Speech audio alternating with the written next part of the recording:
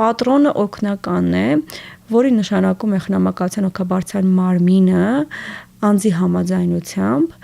պատրոնը կնքում է պայմանագիր հավատարմագրային կառավարման գույքի կամ հանձնարարության եւ սկսում է տնօրինել անձի գույքը, սակայն ցանկացած գործարք, որ կազմակերպվում է եւ ստորագրվում է պատրոնի կողմից, պիտի արժանանա տվյալ անձի համաձայնության, այսինքն պիտի տրվի համաձայնություն, կլինի կենցաղային գործարքներ, կլինի, չգիտեմ, ապրոստամիջոց ձեռք բերելու մասով։ Պատրոնի ինստիտուտը հետաքրքիր ինստիտուտ է, բայց կիրառական չի, բայց ես խորհուրդ կտամ մեր տարեցներին, նրանց ովքեր գիտակցում են կարևորությունը, իրենց գործողությունների նշանակությունը, կարող են դիմել խնամակալության հոգաբարձության մարմիններին եւ իրենց համաձայնությամբ սահմանվի պատրոն։ Այս դեպքում պատրոնի գործողությունները վերահսկելի են, բայց այն դեպքում, երբ գույքի նկատմամբ իրավունքներից են վերաժարում, այս դեպքում վերահսկելիությունը բարդանում է։ Ես պրակտիկայում հանդիպում եմ շատ դեպքերի, երբ գալիս են, երբ խորհուրդ եմ տալիս կտակ, ես հասկանում եմ, որ շատ ու շատերը, ում պիտի կտակվի գույքը, չեն ցանկանում, որովհետև վախենում են, որ տարեցը կարող է հետագայում փոխել, բայց եթե մենք նայում ենք զուտ մեր սիրելի տատիկ-պապիկների տեսանկյունից, ես միաժամանակ հաստատ աներկբա առաջարկում եմ կտակ։ Եկեք մի քիչ ավելի մանրամասնենք զուտ գործընթացը։ Կտակային կարգադրություն կատարելիս անձը, տարեց անձը հաղորդակցում է, շփվում է միայն նոտարի հետ, իրավաբանի հետ, եթե քայլ առ քայլ հուշենք եղանակը, ինչպես է դա կազմվում, ում պետք է դիմել, եւ ասացիք, որ գաղտնի է, ումից է գաղտնի։ Այո։ Ասեմ ձեզ, որ ցանկացած նոտարական տարածքում կարող են մոտենալ տատիկ-պապիկները եւ հայտնել իրենց կամքը։ Եթե նոտարը հասկանում է, որ տվյալ անձը այդ պահի դրությամբ գիտակցում է իր գործողությունների հետևանքները, գիտակից է, շատ անհրաժեշտ փաստաթղթերի մեծ ցավալել չկա, ընդամենը պահանջում է, եթե գույքի կազմը հայտնի է, տեղեկատվություն գույքի կազմի վերաբերյալ եւ անձը հաստատող փաստաթուղթ, նոտարը կազմում է կտակ, որի բովանդակության վերաբերյալ չի կարող որևէ մեկին տեղեկացնել, այսինքն գաղտնի է այս տեղեկատվությունը, նույնիսկ կամ փակ կտակներ կազմելու հնարավորություն, երբ նույնիսկ նոտարը չգիտի այդ կտակի բովանդակությունը։ Իսկ երբ են այդ մասին իմանում եւ ինչ եղանակով։ Օրենսդրության համաձայն կտակի բովանդակության մասին ժառանգները կարող են իմանալ միայն կտակարարի մահից հետո 6 ամսյա ժամկետում, երբ բացվում է ժառանգություն, արդեն իսկ տեղեկացվում են կտակի բովանդակության վերաբերյալ։ Մինչ այդ, եթե նույնիսկ փոխվում է կտակը կտակարարի կողմից, կտակարարը կարող է պատճառների մասին որևէ մեկին, այդ թվում նաև նոտարին չհայտնել։ Եվ այդ փոփոխությունները, լրացումները, նույնիսկ կտակի վերացումը բացառապես գաղտնի է։ Ես ճիշտ եմ հասկանում ձեզ արդյոք, որ տարեց մարդու, այսպես ասած, մահվանից հետո 6 ամսյա ժամկետում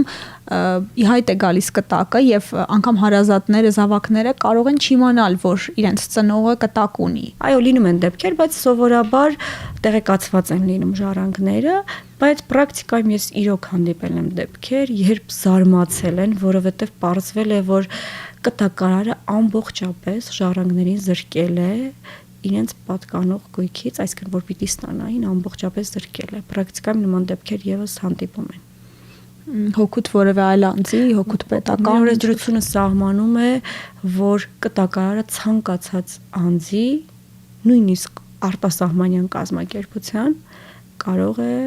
կտակել իրեն պատկանող գույքը, չկան բացառություններ։ Տիկին Քոչարյան, գանք սրանից բխող հաջորդ հարցին։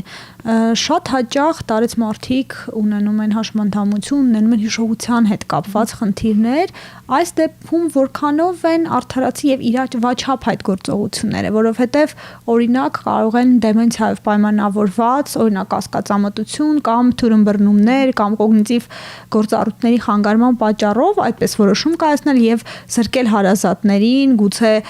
հոգատար սրտացավ երեխաներին ունեցվածքից։ Այս դեպքում որևէ կարգավորում, որևէ բարեփոխում չկա, կամ փոփոխություն, որպեսզի մարդը ինչ որ տարիքից հետո գոնե առողջական վիճակի գնահատումը անցնի նոր կտակը կազմի կամ այդ կարգադրությունը ներկայացնի նոտարին։ Ընդհանրապես ասեմ, որ մեր օրենսդրությունը սահմանում է հետևյալը. եթե անձը չի գիտակցում իր գործողությունների հետևանքները, շագրգիռ անձանց դիմումով կարող է դատանի վճռով ճանաչվել անգործունակ եւ նշանակվում է խնամակալ, խնամակալը որոշում է գույքի ճակատագիրը, բայց իհարկե գործում է բացառապես իշա, հոգուտ, անգործունակ ճանաչված անձի։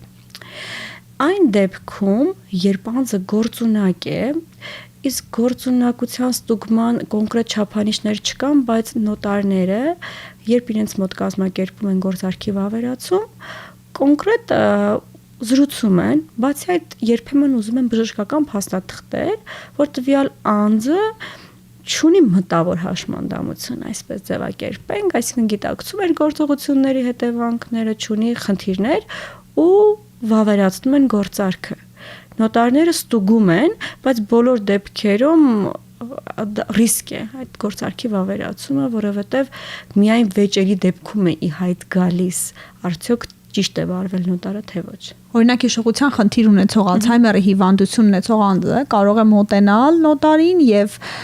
քանի որ ունի հիշողության խնդիր, օրինակ կտակել իր ունեցվածքը այն որդուն, որ վաղ ամերիկ է, չկա արդեն։ Նայեք, մեր օրենսդրությունը սահմանում է կտակը անվավեր ճանաչելու հնարավորություն, որովհետև բոլոր դեպքերում կտակը գործարք է, բայց դա միայն կարող են հետագայում անել ժառանգները, եթե կան համապատասխան հիմքեր։ Բոլոր դեպքերում եթե անձը դատական ակտով հաստատված չի, որը անգործունակ է, ելնում են կախավարկածից, որ գիտակցում է իր գործողությունների հետևանքները, բայց հավատացեք, պրակտիկայում ամեն ինչ հնարավոր է։ Նույնիսկ մենք հանդիպել ենք դեպքեր, որ տարեցը եղել է բացառապես անգրագետ։ Ինչ են արել նրա ապագա ժառանգները, ում պիտի կտակեր։ Սովորացրել են, այսինքն այնպես են պատրաստել, որ կարողանա իր անուն ազգանունը նկարի զուտ եւ կազմակերպել են գործարքի ստորագրումը։